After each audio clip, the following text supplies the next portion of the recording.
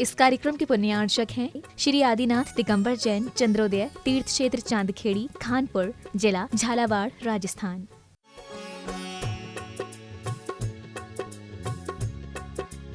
नमो अरिहंताणं नमो सिद्धाणं नमो आयर्याणं नमो वज्रायाणं नमो लोये सौवशाहूणं। पंच परमेष्टि भगवान की जय हो। आचार्य श्री गुरुवर कुंद कुंद महाराज की जय हो। आचार्य श्री गुरुवर विद्यासागर महाराज की जय हो। परम पूज्य निर्यापक मुनि श्री 108 सुधा सागर जी महाराज की जय हो। परम पूज्य निष्कंप सागर जी महाराज की जय हो।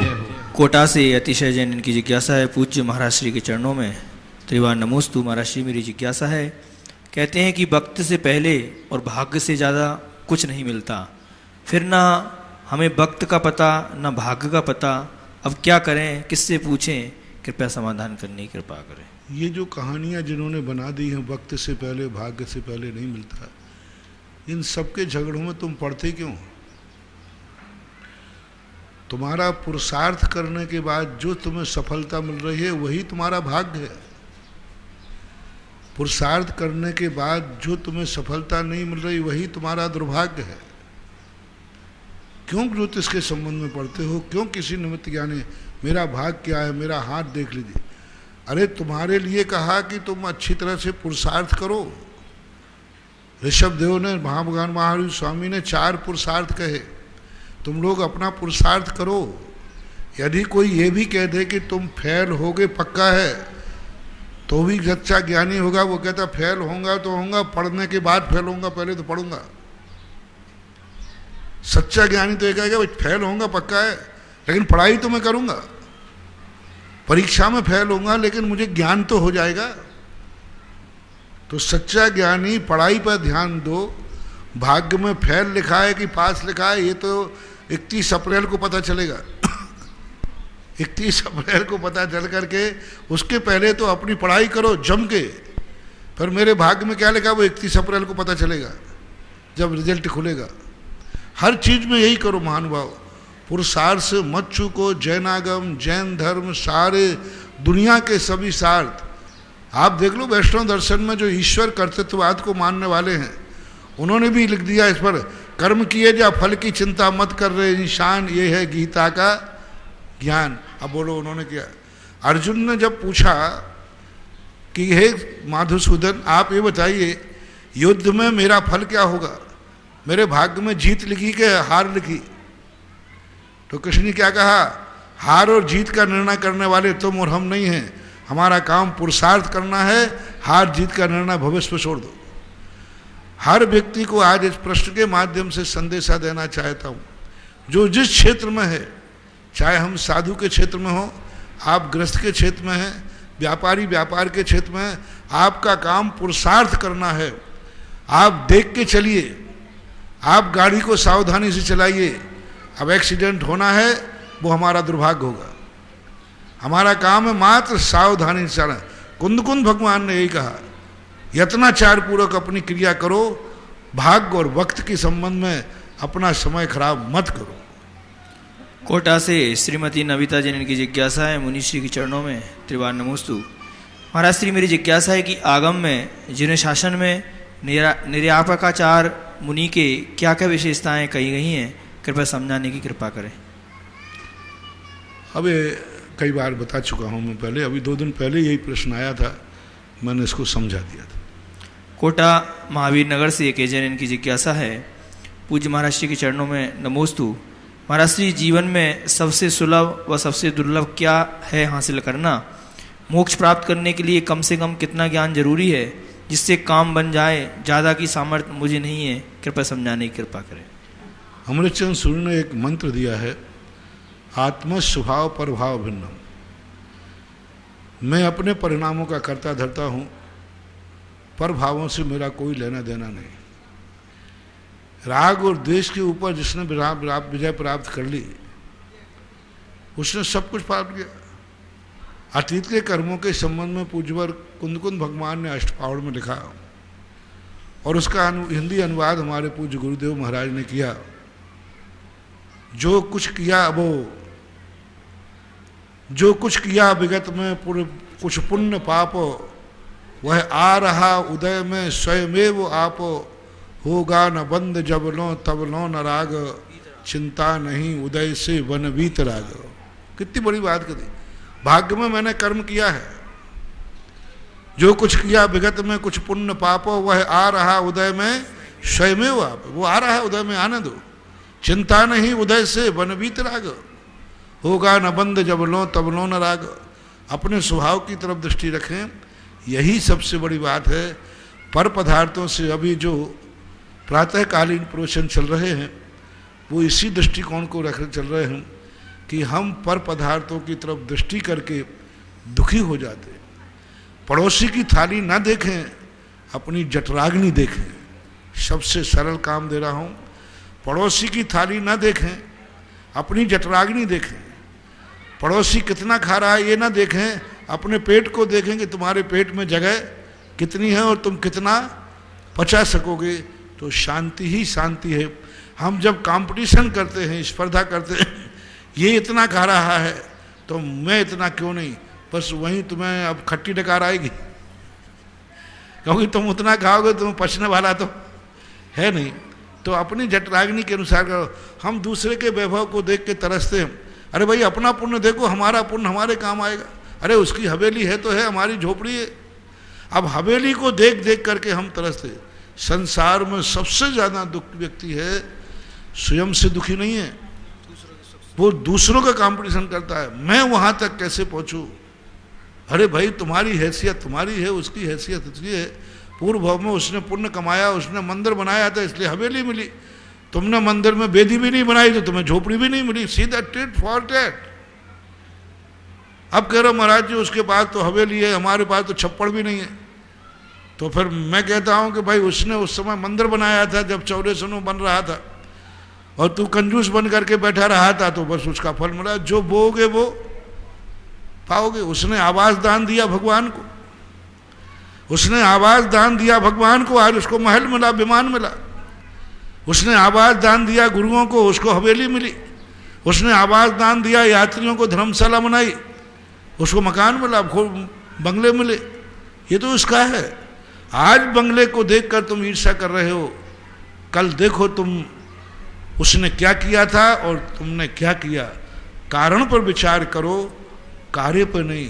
कार्य पर विचार करेंगे हमें घुटन होगी, कार्य पर विचार करेंगे हमें जलन होगी, कार्य पर विचार करेंगे हमारे सीने पर सांप लौटेंगे, और कारण पर विचार करोगे तो हमारे लिए बहुत शांति मिलेगी। हमने इतना ही किया है। 2 विद्यार्थी साथ पढ़ते थे, एक कलेक्टर बन गया, उसी में क्लर्क बना।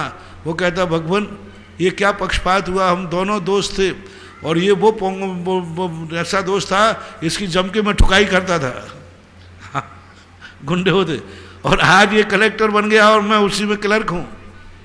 भाई ये पक्षपात क्यों हुआ? आज मत देखो, ये देखो वो 18 घंटे पढ़ता था और तुम आध घंटे भी नहीं पढ़ते थे। कारण पर विचार करो, कारण के बिना कोई कार्य नहीं होता, और कारण पर यदि हम चिंतन करेंगे तो हमें नियम से शांति मिलेगी, आकुलताएं खत्म होगी और वास्तविक सुख को प्राप्त कर सकते। महावीर नगर कोटा से नविता जैन की जिज्ञासा है मुनि श्री के चरणों में नमोस्तु। महाराज श्री 12वें गुणस्थान का क्या स्वरूप है सो जानने की जिज्ञासा है, कृपया समाधान करें। 12वें गुणस्थान में जब व्यक्ति मोहिनी का क्षय कर देता है संपूर्ण रूप से, तब उसे क्षीण कसाय नाम का गुणस्थान बोलते हैं। उसमें प्रवेश करने के बाद 2 आचार्यों के मत हैं। एक आचार्य मत कहते हैं प्रथम पाये में प्रथम शुक्ल ध्यान करता है। पूज्यवर वीरसेन स्वामी महाराज कहते हैं 10वें गुणस्थान तक धर्म ध्यान के माध्यम से धम्मत जानने मोहिनी कम क्षय दंसना दो, मोहिनी कर्म का क्षय देखा जाता है धर्म ध्यान के माध्यम से। तो पूज्यवर वीरसेन स्वामी यानी धवला के अनुसार 12वें गुणस्थान में प्रवेश करते प्रथम पाये में प्रथम शुक्ल ध्यान करता है पृथकत्व वितर्क विचार नाम का। द्वितीय पाये में और उसके माध्यम उसमें कोई कर्म का क्षय नहीं होता, किसी कर्म के क्षय नहीं होता, वो तो एक विशुद्धि बढ़ाने के लिए होता है। और जैसे ही द्वितीय शुक्ल ध्यान शुरू करता है एकत्व वितर विचार नाम का, उसमें 3 घातिया कर्मों का क्षय करता है। दूसरे आचार्यों की मान्यता है कि पूज्यवर उमा स्वामी महाराज के कथनानुसार जो है 10वें गुण स्थान तक प्रथम शुक्ल ध्यान होता है, जो 8वें से शुरू होता है, और 12वें गुण स्थान में जाते ही एकत्व वितर्क नाम का द्वितीय शुक्ल ध्यान करता है। और द्वितीय शुक्ल ध्यान के अंतिम समय में पूरे शुक्ल ध्यान के समय में मात्र विशुद्धि बढ़ाई है उसने, कार्य कुछ नहीं हुआ। अंतिम समय जब विशुद्धि होती है उस समय 3 घातिया कर्म ज्ञानावरणी, दर्शनावरणी और अंतराय का क्षय प्राप्त करके अरहंत भगवान बन जाता है। सारंगपुर से डॉक्टर अंकित जैन की जिज्ञासा है, पूज्य गुरुदेव के चरणों में नमोस्तु। महाराज श्री, मेरी जिज्ञासा है कि मन का मुख्य कार्य क्या है, मन की उपयोगिता क्या है हमारे जीवन में, कृपया समझाने की कृपा करें। इंद्रिय के द्वारा जाने हुए विषय में विशेष जानना, क्योंकि मन की गति सीधी पदार्थ तक नहीं होती, वह इंद्रियों के द्वारा बना है, इसलिए इंद्रियों के बिना मन कभी नहीं पाया जाता, मन के बिना इंद्रिय पाई जाती है। तो मन के माध्यम से वह पदार्थों तक इंद्रियों के माध्यम से पहुंचता है, और बाद में जब इंद्रिय विषय बना देती हैं तो स्मृति आदि, क्योंकि मति ज्ञान मन से भी होता है, लेकिन वो मन से जो मति ज्ञान होता है वो साक्षात पदार्थ को साक्षात्कार नहीं करता, अचक्षु दर्शन होता है। तो इस प्रकार से मन जो है इंद्रियों के द्वारा जाने हुए विषय में विशेष रूप से जानता है, समझता है, हे उपाधि का ज्ञान करता है, अच्छे बुरे का ज्ञान करता है, ऐसा मानना। जैन कॉलोनी इंदौर से डॉक्टर कल्पना जैन, इनकी जिज्ञासा है, पूज्य महाराज श्री के चरणों में त्रिवार नमोस्तु। महाराज श्री, मेरी जिज्ञासा है कि संशय, विपर्य और अनध्यवसाय रहित जीवादि पदार्थों का ज्ञान सम्यक ज्ञान कहलाता है, तो गुरुवर यहाँ अनध्यवसाय का क्या अर्थ है, कृपया समझाने की कृपा करें। अनध्यवसाय का अर्थ है विकल्प ही नहीं, हमें समझना ही नहीं, कुछ नहीं समझना, विकल्प ही नहीं होना। जैसे आप यात्रा में ट्रेन में बैठे, खिड़की के बाहर देख रहे हैं, कुछ विकल्प ही नहीं है, बस सामने आ रहे हैं, गेट चले जा रहे हैं। अनध्यवसाय का अर्थ है व्यवसाय नहीं होना, विकल्प नहीं होना, कुछ नहीं समझने का प्रयास, अच्छा बुरा कुछ भी नहीं, मात्र है, विकल्प ही नहीं है। तो कुछ विकल्प ही नहीं आना, समझने की चेष्टा ही नहीं करना, समझने का भाव ही नहीं आना, ये अनध्यवसाय कहलाता है। आष्टा से डॉक्टर मगन जैन की जिज्ञासा है, परम पूज्य गुरुदेव के चरणों में त्रिवार नमोस्तु। महाराज श्री, मेरी जिज्ञासा है, चारों आयु कर्म दर्शन मोहिनीय और चारित्र मोहिनीय कर्म अपना फल स्वयमुख से देते हैं, इसमें परस्पर परिवर्तन संभव नहीं है, इस आशय को स्पष्ट करने की कृपा करें।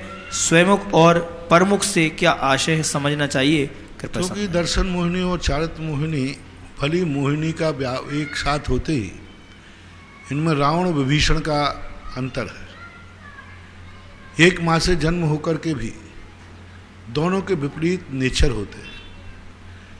मोहिनी के दोनों भेद हैं, लेकिन दर्शन मोहिनी का बिल्कुल विपरीत कार्य है, बिल्कुल उल्टा कार्य है, और जो चारित्र मोहिनी है उसका बिल्कुल विपरीत कार्य है। तो दोनों के कार्य विभिन्न होने पर दोनों का क्षेत्र अलग अलग हो गया। इसलिए दोनों यदि एक दूसरे में परिणमन हो जाएं तो बनेगा ही नहीं। मिथ्यात्व के निषेध चारित्र मोहिनी परिणमन हो जाए तो अनर्थ हो जाएगा, और चारित्र मोहिनी के मिथ्यात्व रूप हो जाए तो अनर्थ हो जाए। इसलिए दोनों का नेचर है कि दर्शन मोहिनी कभी भी अपना संक्रमण चारित्र मोहिनी में नहीं करता। दर्शन मोहिनी की 3 प्रकृतियां हैं, उनमें उनका परस्पर परिवर्तन होता है। चारित्र मोहिनी की भी 25 कसाएँ हैं, उनका परस्पर में परिवर्तन होता है। अनंतानुबंधी का प्रत्याख्यान, प्रत्याख्यान का प्रत्याख्यान, अप्रत्याख्यान का संजुलन, इनमें परस्पर होता है। ये इनके नेचर के कारण से ये परस्पर में दोनों एक रूप नहीं हो पाते हैं। इंदौर से श्रीमती प्रियंका जैन की जिज्ञासा है, परम पूज्य गुरुदेव के चरणों में त्रिवार नमोस्तु। महाराज श्री, मेरी जिज्ञासा है कि प्रतिकूल देश काल, महामारी और अवसाद के समय हम अपने मन को स्थिर, मस्तिष्क को विभिन्न नकारात्मक बातों से हटाकर शांत कैसे करें? क्या सच्चे देवशास्त्र गुरुओं के प्रति भक्ति हमें इतनी शक्ति प्रदान कर सकती है? कारण पर विचार करना पड़ेगा। कोई भी नकारात्मक सोच हमारा आता है, मैंने कहा ना, नकारात्मक सोच आता है हम जब दूसरे की तरफ दृष्टि पाते हैं और वो हमसे ज़्यादा सुखी होता है तो हमारे हमने नकारात्मक सोच आते हैं।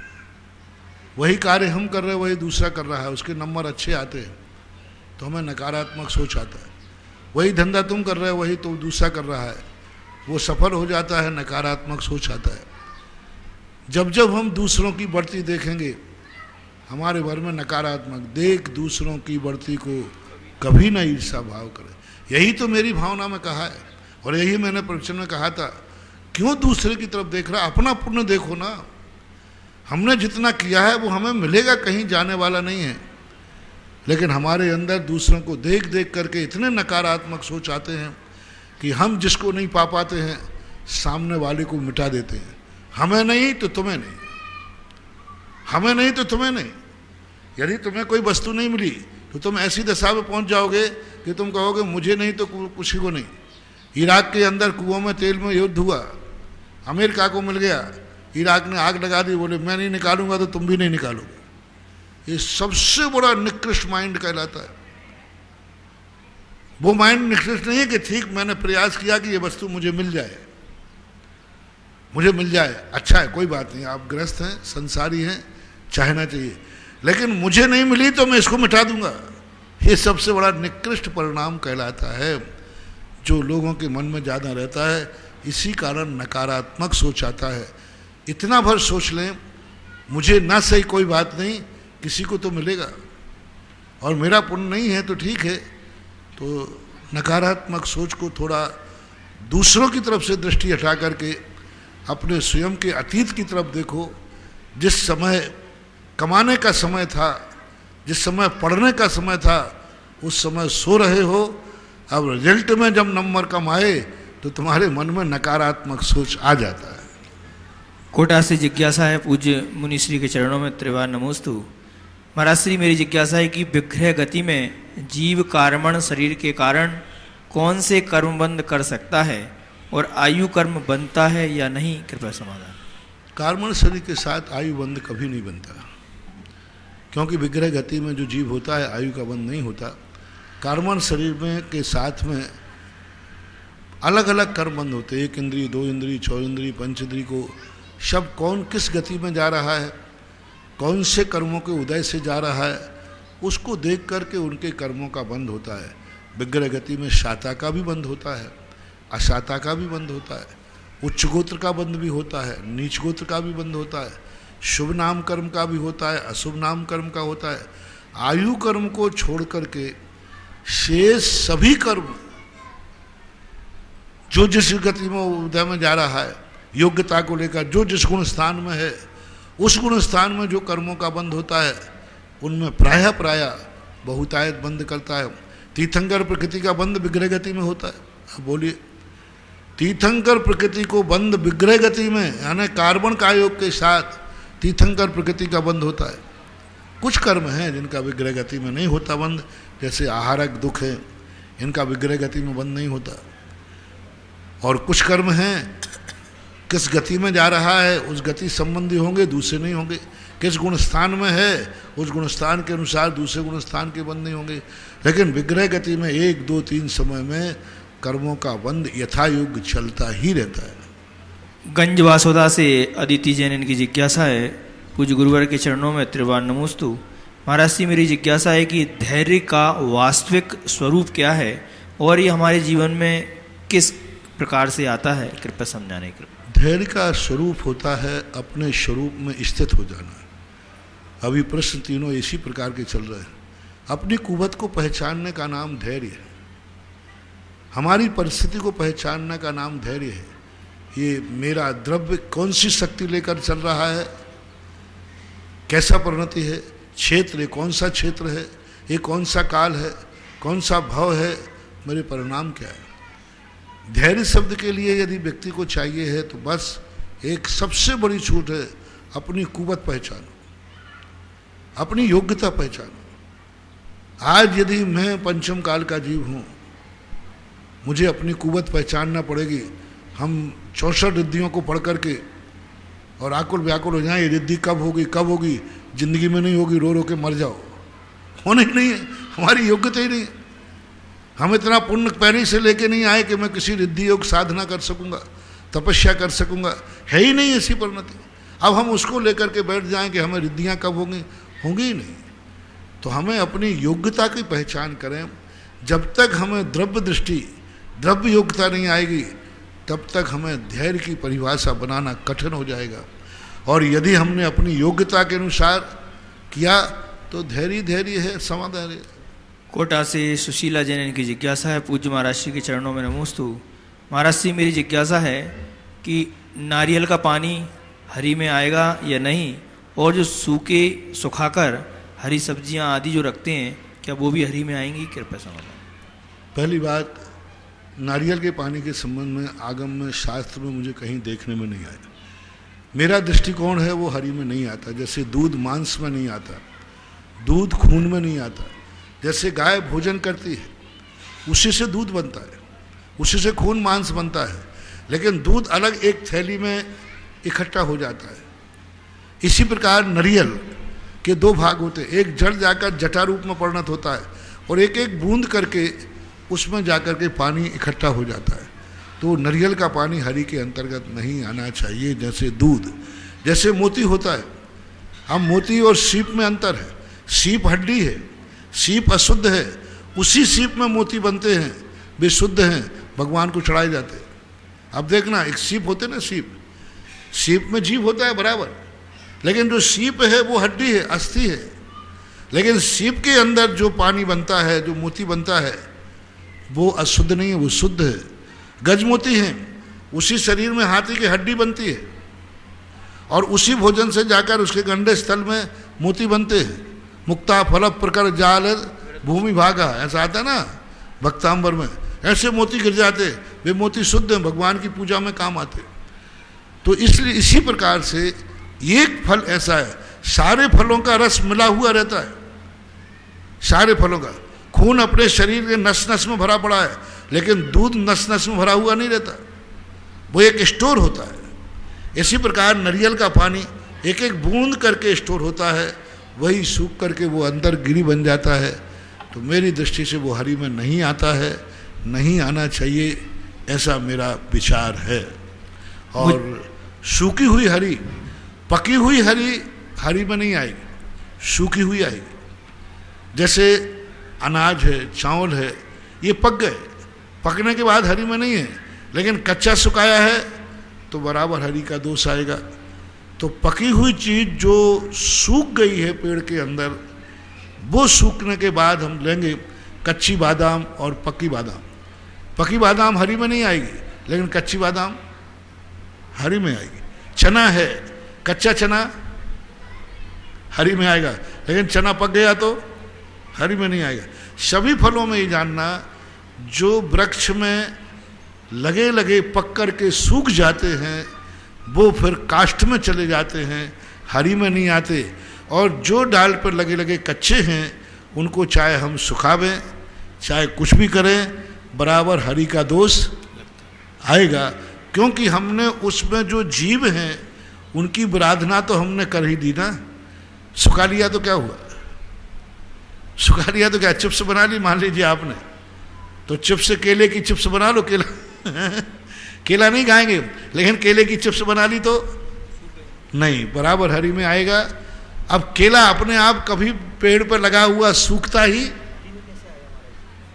केला में लगा हुआ कभी सूखता नहीं, केला सूखता क्या, सेव सूखता क्या? तो ये सब किसी भी अवस्था में हो हरी में आए।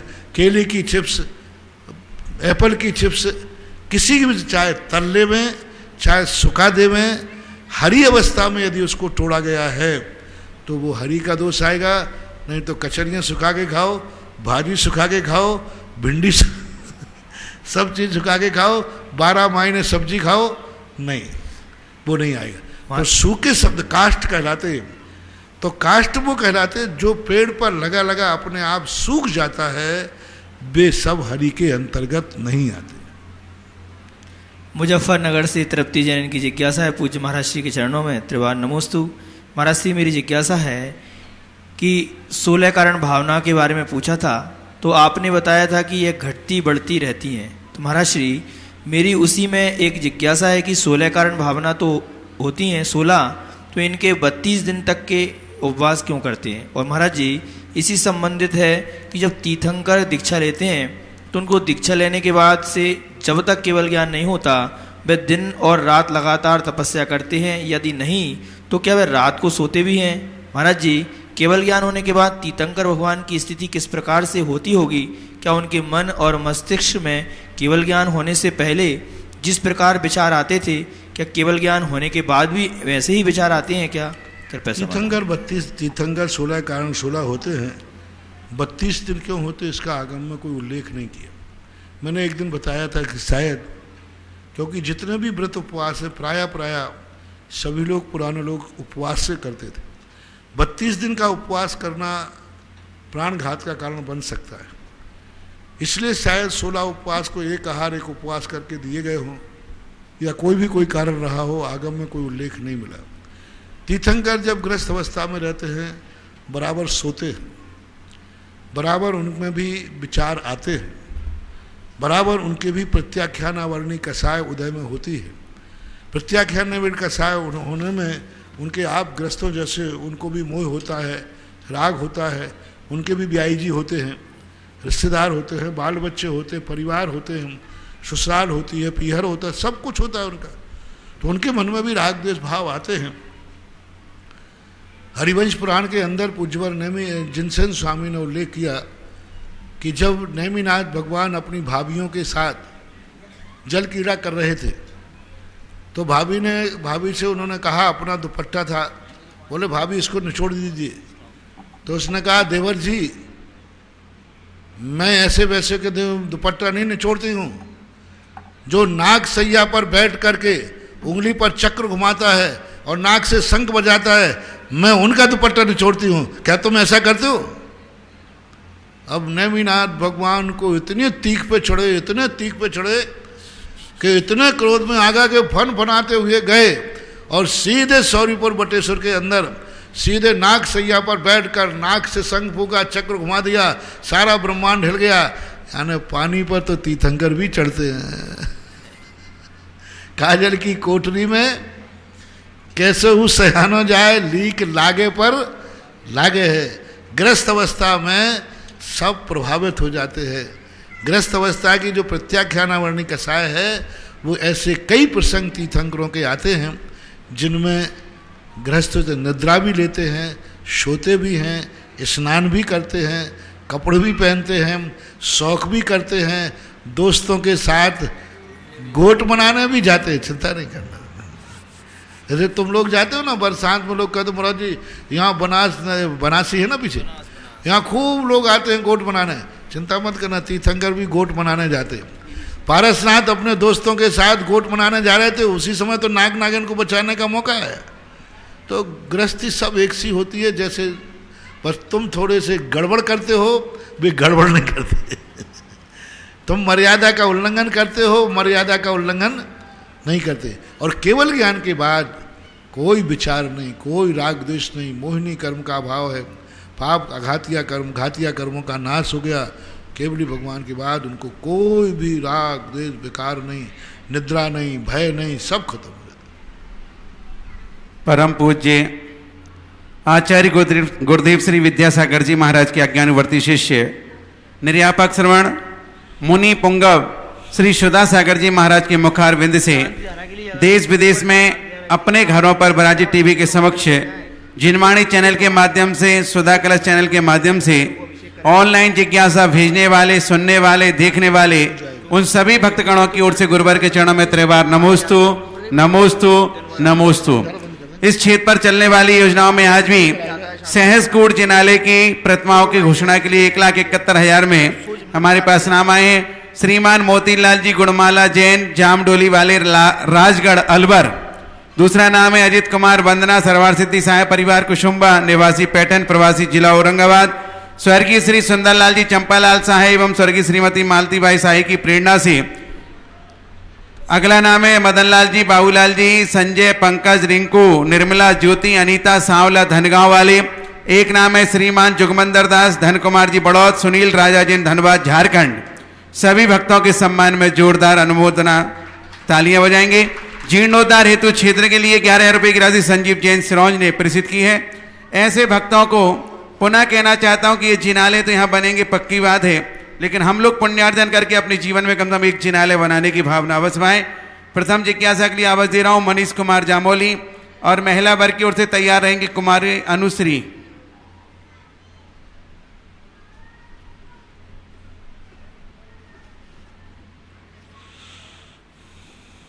गुरुवर के चरणों में कोटि कोटि नमन। भगवान, मैंने रामायण में देखा और पढ़ा भी है कि हनुमान जी के पूरे जीवन की डिक्शनरी में असंभव शब्द और कार्य कोई नहीं था जो वे नहीं कर पाए।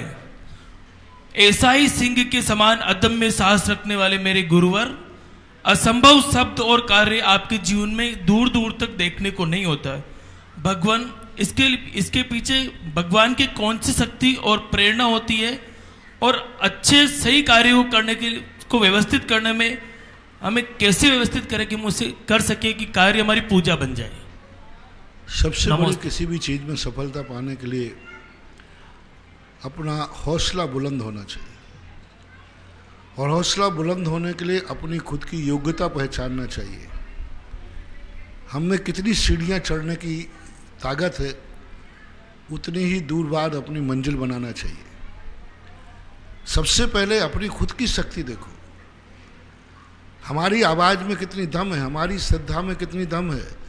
जिस कार्य के लिए तुम करने जा रहे हो उसके प्रति तुम्हारा भी खुद का विश्वास है कि नहीं।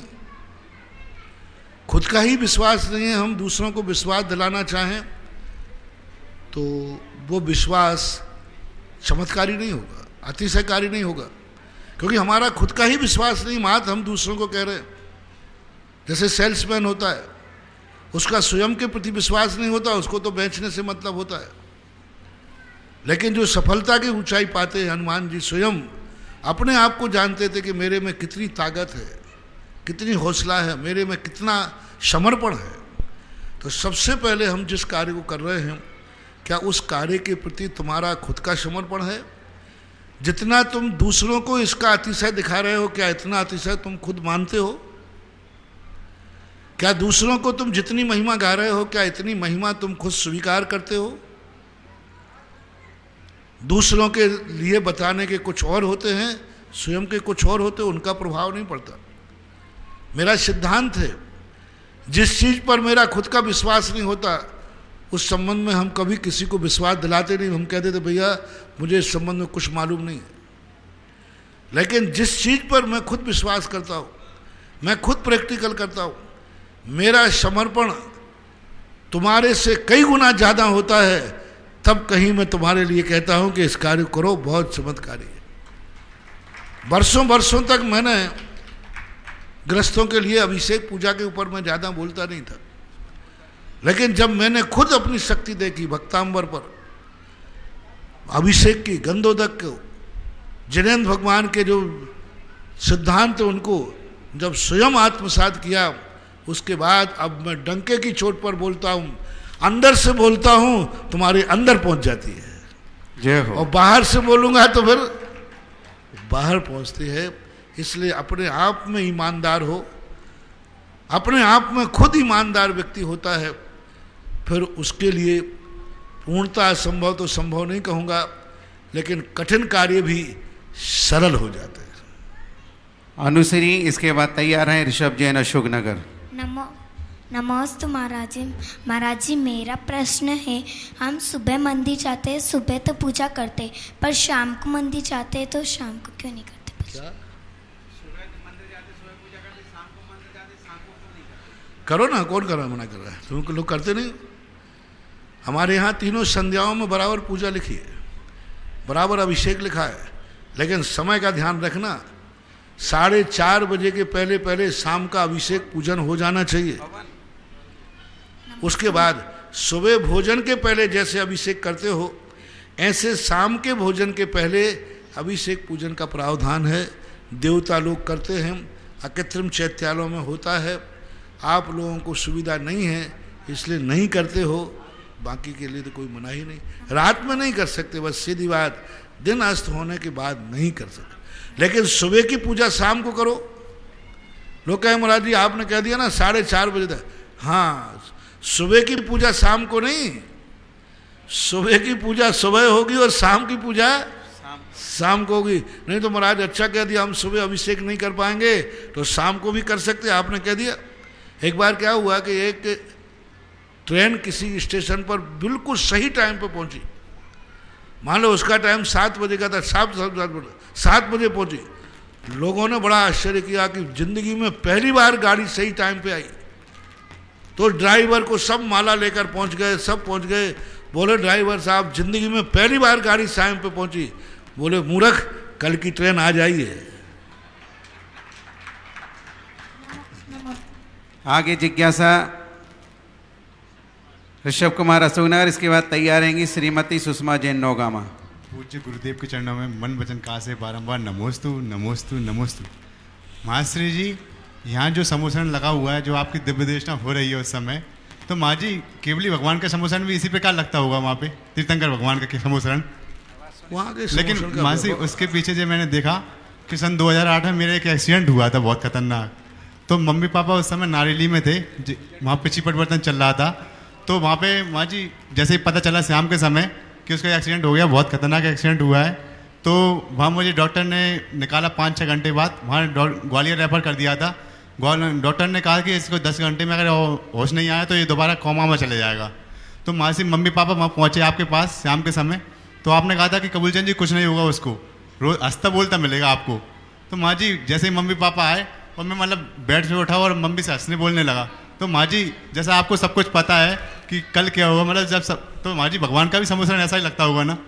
भगवान के समुद्र, कहाँ राजा भोज, कहाँ गांगू तेली, कहाँ भगवान, कहाँ मैं, मेरा ज्ञान सब कुछ उनके चरणों की धूल है। मैं बहुत छोटा हूँ। बस एक भगवान के ऊपर, धर्म के ऊपर एक अटूट श्रद्धा होने से वह श्रद्धा कभी कभी ऐसा बुलवा देती है कि जो बोलता हूँ सो उसे हो जाता है।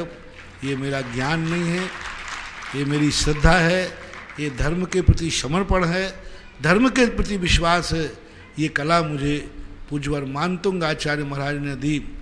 मानतुंग आचार्य महाराज हर श्लोक में दावा कर रहे हैं, दावा ठोक रहा है कि ऐसा हो ही नहीं सकता, ऐसा होगा ही होगा। तो नाम कीर्तन जलम संयत्य शेषम, तो नाम नागदमनी हृदय से पुंसा। तो ये अपनी अपनी श्रद्धा और विश्वास के बल पर काम होता है, ऐसा जानना चाहिए। श्रीमती सुषमा जैन नौगामा, इसके बाद तैयार रहेंगे आदि जैन सौगानी अशोकनगर। नमोस्तु नमोस्तु नमोस्तु नमोस्तु महाराज जी।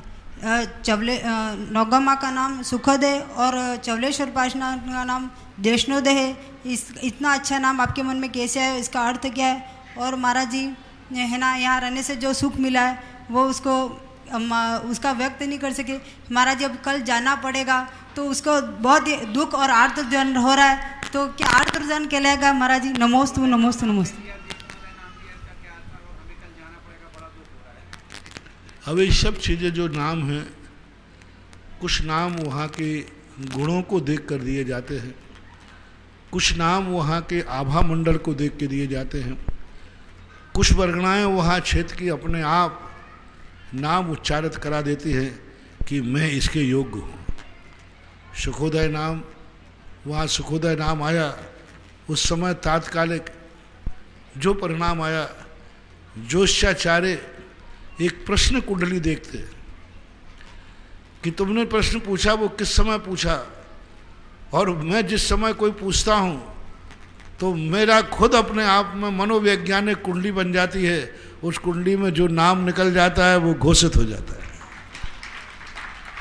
क्योंकि आपने देखा होगा कि जब किसी का जन्म होता है तो जन्म के समय लग्न आदि देख करके बता देते हैं इसका पहला नाम, पहला अक्षर कौन से नाम से होगा, और उस अक्षर के सब बटे हुए 52 अक्षर जितने हैं, 49 अक्षर जितने हैं, ये सब 12 राशियों में बटे हुए हैं।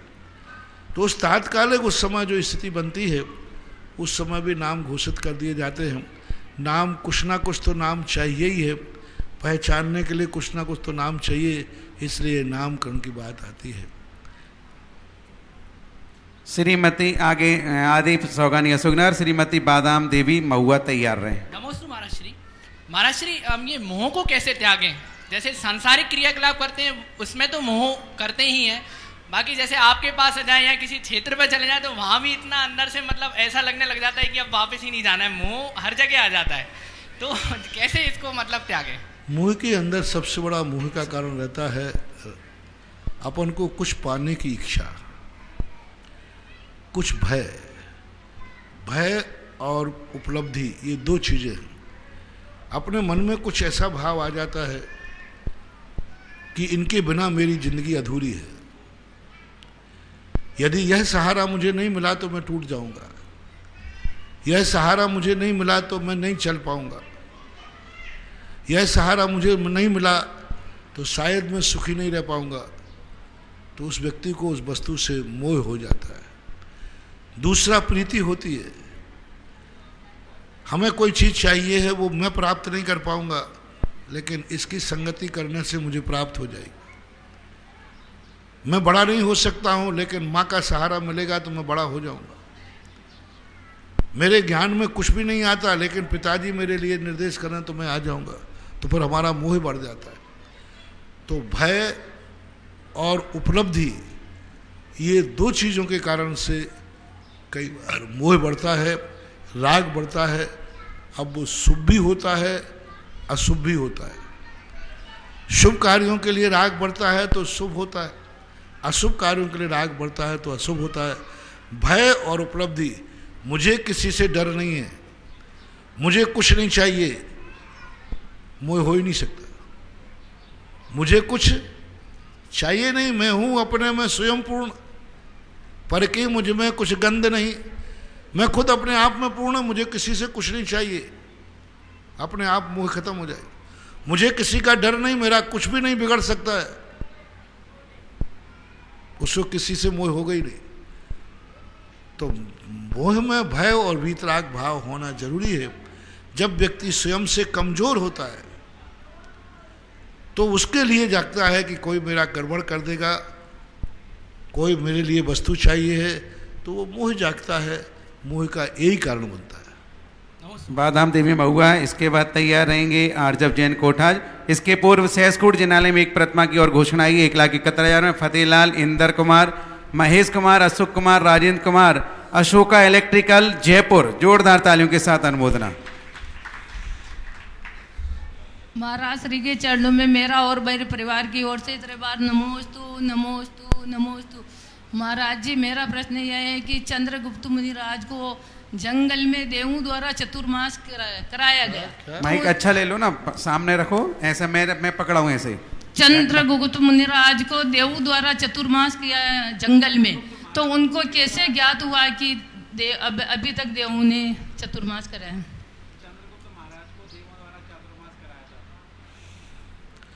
चंद्रगुप्त मौर्य जो हुए थे वो हुए, उनका एक घटना है कि वो अनायास अपने गुरु भद्रबाहु की समाधि करने के बाद उत्तर भारत की तरफ बढ़ रहे थे।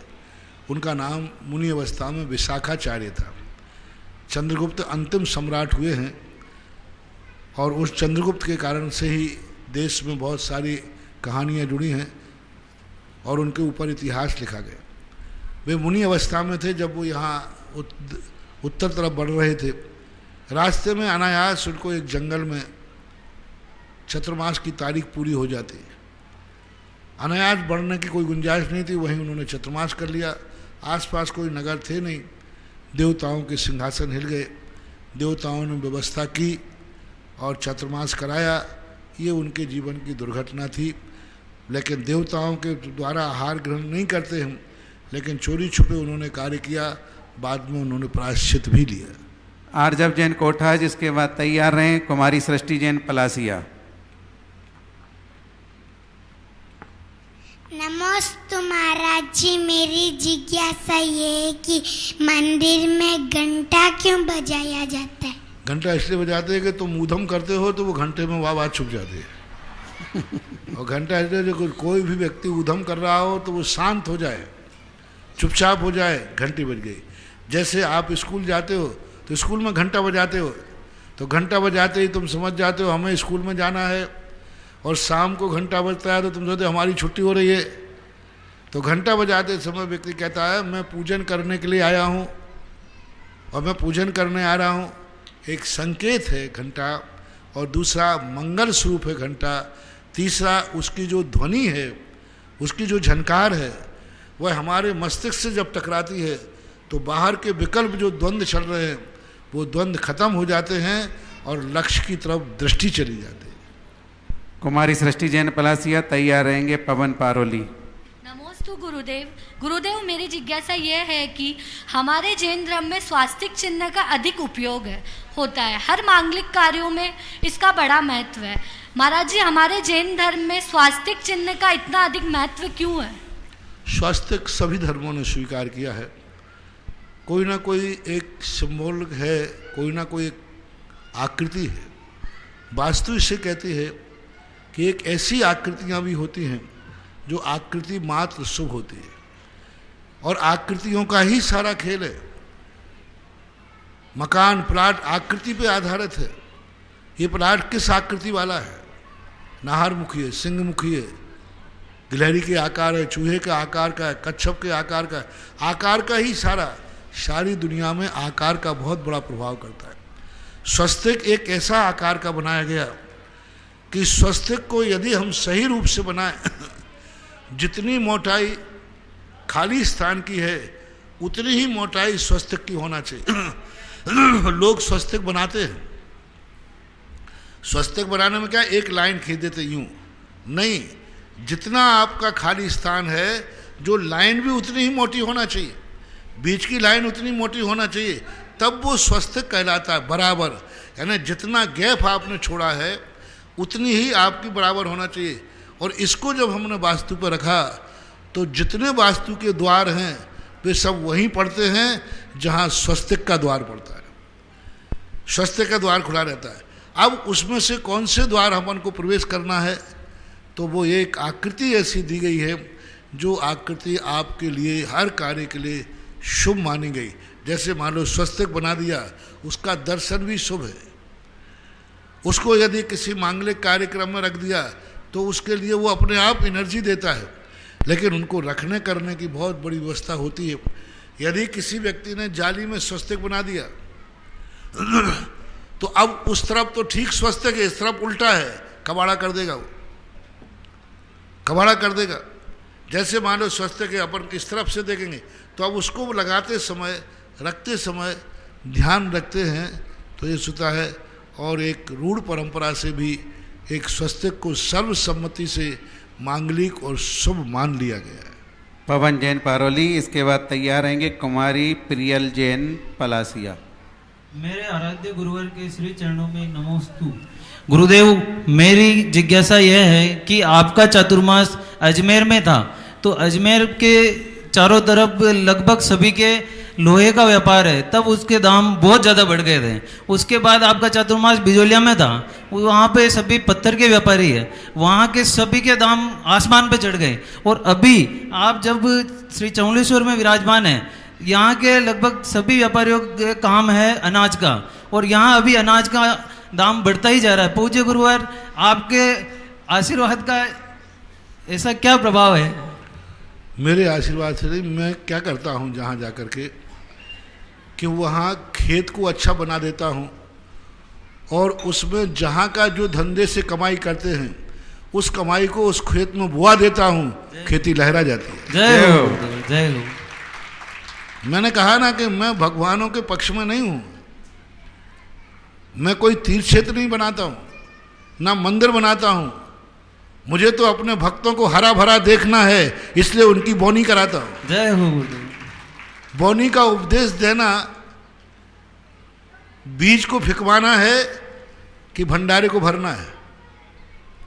तो मैं तो मात्र बोनी कराता हूँ। और जब बोनी अच्छी हो, समय से बोनी हो, अच्छे खेत में बोनी हो, बराबर पानी दिया जाए, तो फसल में संदेह क्या है, अच्छी फसल आएगी। इसलिए मैं कुछ नहीं करता हूँ, जहाँ जाता हूँ वहाँ बढ़िया खेत ढूंढता हूँ, पहले बढ़िया खेत। और उसकी मिट्टी को देखना। जैसे अभी चौलेश्वर का खेत, इतना बढ़िया खेत मिला, हमने भक्तों से आ जाओ रे जल्दी जल्दी बोलो, और इस खेत में इस समय बोलोगे तो अभी ये मौका है, समय निकल जाएगा फिर बोगे तो फिर वो फल नहीं मिलेगा। तो मैं खेत को पहचानता हूँ, मुझे खेत की पहचान है, और खेत जैसे ही अच्छा मिल जाता है तैसे ही भक्तों की बोनी कराता हूँ। समय पर बोया हुआ बीज नियम से लहलहाता ही है, उसी का ये परिणाम निकलता है कि आप लोगों ने कितना बड़ा शगुन इस भूमि पर चौलेश्वर में आकर के, चौलेश्वर को तुम हरा भरा कर रहे हो, चौलेश्वर तुम्हें हरा भरा करेगा। जय हो। चौलेश्वर के लिए तुम धन बो रहे हो, तुम्हारी तिजोरियों में भी धन आएगा, क्योंकि जो बोता है वही आएगा। गेहूं बोओगे तो गेहूं आएगा, जो बोओगे वो आएगा। तो बस और कोई कारण नहीं महानुभाव, मैं खेत को पहचानता हूं और खेत को अच्छी तरह से करने की कला सिखा देता हूं। और भक्तों के पास तो बीज है ही, मेरे पास खेत है, तुम्हारे पास बीज है, और दोनों मिल जाते हैं तो दोनों काम हो जाते हैं। प्रियल जैन, इसके बाद तैयारेंगे जीतमल जी नौगामा। नमोस्तु नमोस्तु। महाराज श्री नंदीश्वर द्वीप में अंजनगिरी, दधिमुख और रतिकर पर्वतों के नाम आते हैं। महाराज श्री ये कैसे होते हैं, एवं महाराज श्री क्या नंदीश्वर द्वीप में पर्वत, वन और बावड़ियाँ भी होती हैं? महाराज श्री क्या हमारे यहाँ भी इसी तरह सब कुछ बनाए जाएंगे? महाराज जी कृपा करें। वहाँ क्या होता है, नंदीश्वर द्वीप बहुत बड़ा लंबे लाखों योजन प्रमाण है, तो पहाड़ होता है, छोटे मोटे पहाड़ मत समझना। भारत देश बराबर एक पहाड़, भारत देश भी छोटा है, भारत देश लाखों योजनों में नहीं है। और वैसे पहाड़ होते हैं, उन पहाड़ों की आकृति ढोलक के समान होती है, और ढोलक के समान होकर, और पहाड़ी के चारों तरफ बावड़ी होती है, यानी नहर होती है, चारों तरफ नहर होती है। उसी बावड़ी के बीच में से अंजनगिरी निकलता है, जो मध्य में होता है। मध्य के अंदर अंजनगिरी होती है, जो काली पहाड़ी के नाम से जानी जाती है।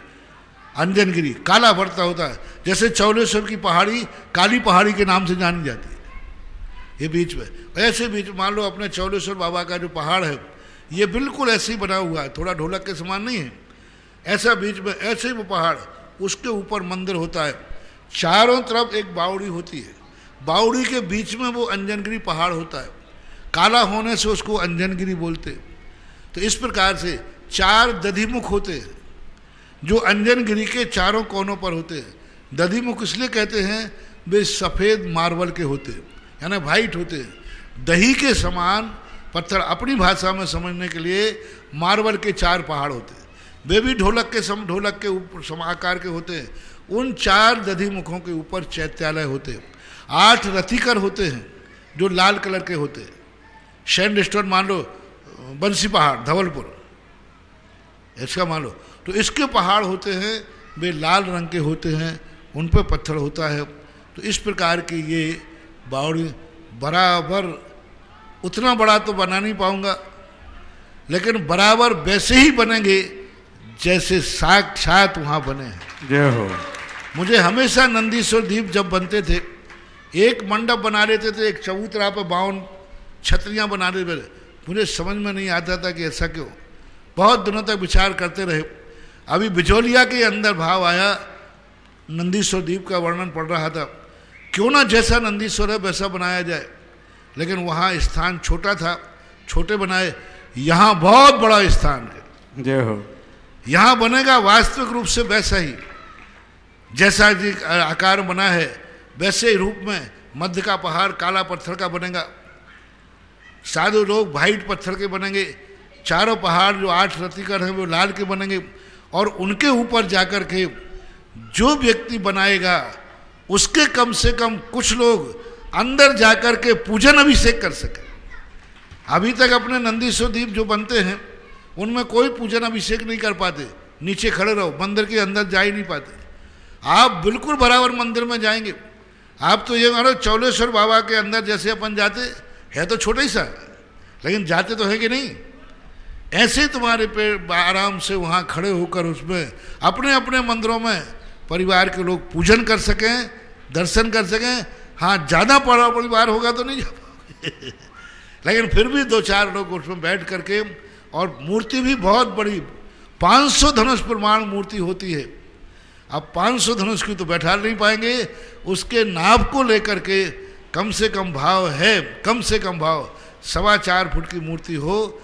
इससे बड़ी मूर्ति का भी विचार कर रहा हूँ, लेकिन बड़ी करके छोटी करना ठीक नहीं, छोटी कह के बड़ी करना ठीक। बड़ी करने में कोई आपत्ति, बहुत अलौकिक बनेगा, बहुत सुंदर बनेगा।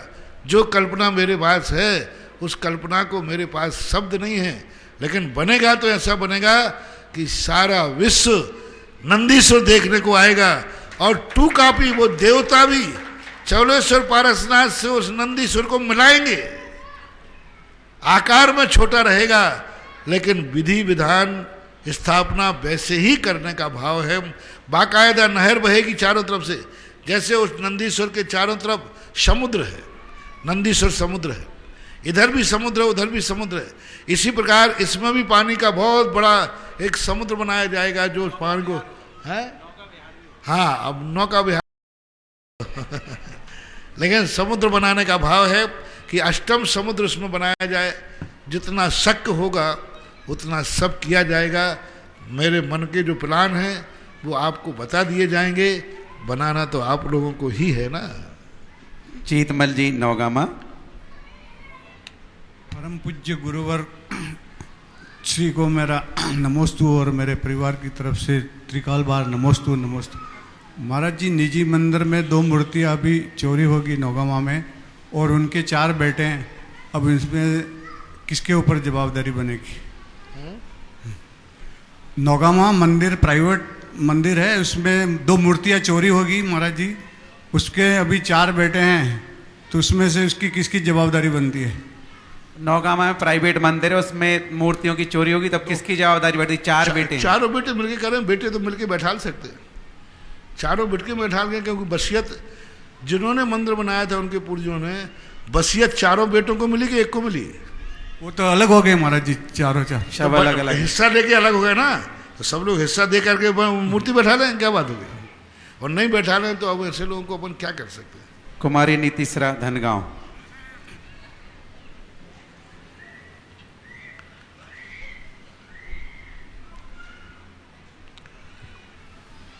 सभी लोग यात्रियों के लिए एक विशेष रूप से सभी लोग अपनी यात्राएं स्थगित करें, क्योंकि जिस ढंग से कोरोना बढ़ रहा है तीर्थ क्षेत्रों पर भी आना जाना बंद करें। साधु संत जहां हैं वहां पर किसी भी प्रकार के जाने आने के लिए थोड़ा रोक लगाएं, और कमेटियों से कहना है कि तीर्थ क्षेत्रों को पर अपने आप पर सुरक्षा, जहां साधु संत हैं वहां साधु संतों के लिए बहुत बचाने का प्रयास करें और उनको सुरक्षा प्रदान करें। और लोगों से मेरा कहना है साधुओं को से आप थोड़ा दूरी बनाएं, जितना दूरी बनाओगे उतना तुम्हारा गुरु सुरक्षित रहेगा। गुरु सुरक्षित रहेगा, कोरोना जाने के बाद आशीर्वाद मिल जाएगा, और गुरु असुरक्षित रहेगा तो फिर किसका आशीर्वाद लोगे बाद में? इसलिए सबको बहुत अच्छी तरह से बहुत अच्छा विचार करना है, कोई इसको गलत न लें। प्रकृति के प्रकोप चौथे काल में भी होते आए, ये मत समझना कि ये पंचम काल में है। चौथे कालों में भी इस प्रकार की महामारियों का उल्लेख शास्त्रों में मिलता है, 12-12 साल के अकालों का उल्लेख मिलता है। ये प्रकृति के नियम ना कोई बदल सकता है ना बदल पाया है, और ये घटनाएं होती हैं चौथे काल में। विदेश क्षेत्र में ये घटनाएं होती है, वहाँ महामारी फैलती है, वहाँ महामारी के आदि रोग फैलते। चौथे काल में बनते 100 योजन तक कोड़ होते थे, 500 मुनियों को कोड़ निकले, महामारी नहीं तो और क्या, पूरे नगर को राज्य में कोड़ फैल गया चौथे काल में। सबसे बड़ी देखो मथुरा के अंदर महामारी फैली, रामचंद्र जी के छोटे भाई शत्रुघ्न वहाँ के राजा थे। अब कौन थे देख लीजिए, रामचंद्र जी के छोटे भाई शत्रुघ्न वहाँ पर राजा थे। चौथा काल था, मुनि सुब्रतनाथ भगवान का काल था। मथुरा के पूरे राज्य में महामारी का प्रकोप हुआ, बहुत बड़ी महामारी का। शास्त्रों में उल्लेख मिलता है।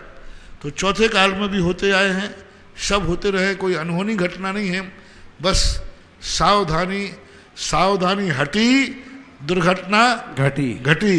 इसलिए सावधानी बरतो, तुम भी सुरक्षित रहो, दूसरे को भी सुरक्षित करो, ना तुम किसी को छुओ ना तुम्हें कोई छुपाए, ये ध्यान रखो। अंतिम जिज्ञासा नीतिश्री। महाराज जी, मेरा प्रश्न ये है कि सामायिक कब कब करना चाहिए? बहुत अच्छा। सामायिक कब कब करना चाहिए? तुम कितनी देर कर सकोगे बेटा, उतनी देर करना चाहिए। सामायिक का जो कम से कम काल होता है 48 मिनट का काल होता है। कम से कम 48 मिनट का सामायिक होते हैं। उसके बाद फिर साधु अपनी इच्छानुसार कितना भी कर सकता है। उत्कृष्ट सामायिक 2.25 घंटे की होती है, जघन्य सामायिक 48 मिनट की होती है।